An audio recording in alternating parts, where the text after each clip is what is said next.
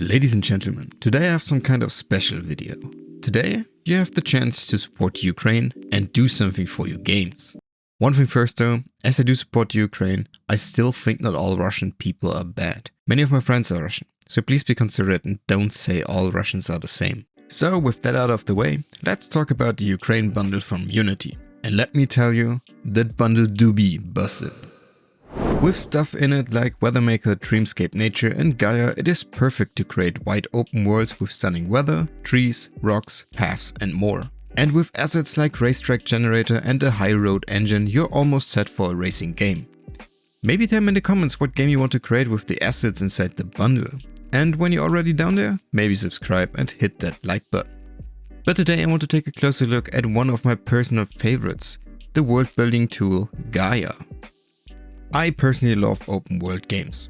I played hours of Skyrim, Fallout, Breath of the Wild and at the moment Elden Ring to explore, interact and fight poor villagers, I mean bandits. But creating a world that's big enough for players to explore takes time. And let's be true to ourselves, we're all lazy fucks. A tool that creates massive land masses would be handy as fuck and helps us to finish our goal even faster. Because remember, at the release of your game, you won't get extra points for doing everything on your own. I own Gaia in two versions. I have the standard version, the one you get with the Ukraine bundle, and Gaia Pro, a version that costs €250 but offers more in-depth customization. Be careful though if you want to buy Gaia Pro, as there is still the older version on the asset store and that has reached the end of life. So no more support for that one. And yes, I will compare both versions Gaia and Gaia Pro in another video, but today we're focusing on the standard version of Gaia. Gaia is an asset from the company Procedural Worlds and they offer more tools and assets beside Gaia. If you import Gaia the first time into your project, you might be wondering where the fuck do I create a map? Let me tell you. You go up to Window, press on Procedural Worlds, Gaia and then start the Gaia Manager. At the first start it confronts you with some stuff in the tab Setup Project. Just switch the light from gamma to linear and switch to deferred rendering path. So just click on the button underneath the box.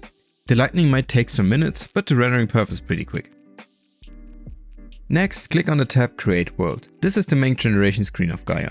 Worlds is pretty self-explanatory though. If you press the plus next to it, you get some extra options. Some of them are only available if you own the Pro version. In there you can set up the size of the map, how many tiles the map should have and how high the tiles should be. Target platform is the platform your game should run on, and here again if you press on the plus you can tweak the settings to your liking. With Gaia you get some biome samples to see what the world generator can do. I recommend you first use the Gaia Pro sample and maybe later on look into creating your own. And with the workflow setting, just keep it on World Designer. Manual with Stamper is just an enhanced version of the Unity terrain tool. If you're done, press on Create World and look what happened in the scene view. Here you can see how the map could look like. If you don't like the map, just press on Randomize All and watch Gaia do its thing. If you are happy with the outcome, press Generate World. You get a warning, just press OK and Gaia creates the world for you. You are now greeted by an empty map. Hooray! To get trees, buildings and more on your biome, look into your inspector and press Spawn Biome. Gaia will now create trees, grass, buildings and more. You now have some assets on your map. If we now take a look in the Gaia Manager, we can create a runtime version of it. That combines shader, water and more. You also can choose what kind of player control you want and even if you want one at all. Under the sky settings you can choose different times.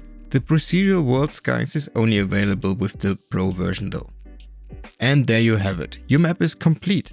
You can adjust some stuff after the creation or add your own assets onto the terrain. And you're pretty much set for a cool open world game. Let's start with the rating, complexity and easy to use. Gaia in its base form is pretty easy to use. A few clicks here and there and your map is done. But if you want to create your own stamps, biome spawner and stuff, it might be a bit more complicated. But not a lot. Out of 10 nuts, I give it 7. Time saver? Bruh, I can create whole fucking worlds with the tool. You kidding me? Even if I create biomes and spawners myself, it's definitely 100 times faster. 10 out of 10 nuts.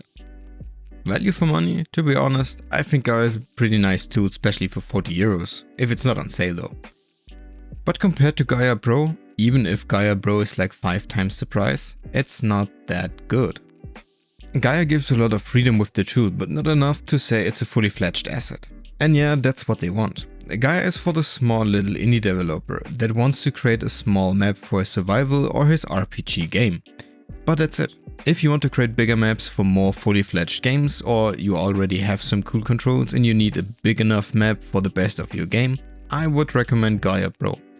But for the standard version of Gaia, I can only give 6 out of 10 nuts. Documentation and support. In short, you need something, you find something. Long version. While the documentation is really good structured and pretty well made, it's sometimes harder to find the documentation than your problem. I had to search for a specific problem to find the documentation. And on the asset store page, I only get redirected to the forum. So the link to the documentation is down below. Also, they make some great YouTube tutorials. I give them that. 8 out of 10 nuts for that. That makes a total of 31 nuts. Pretty nice. Would I recommend that asset? Yes and no. If you're just starting out and want to create some smaller games, yes, go for the standard version. But if you're more serious and want to create some impressive worlds that fit your game, no, don't buy the standard version. Anyway, go buy the Ukraine bundle. They have some really good assets in there. And tell me in the comments what you want to do with the assets. My name's Spotsnut. Until the next video. Bye!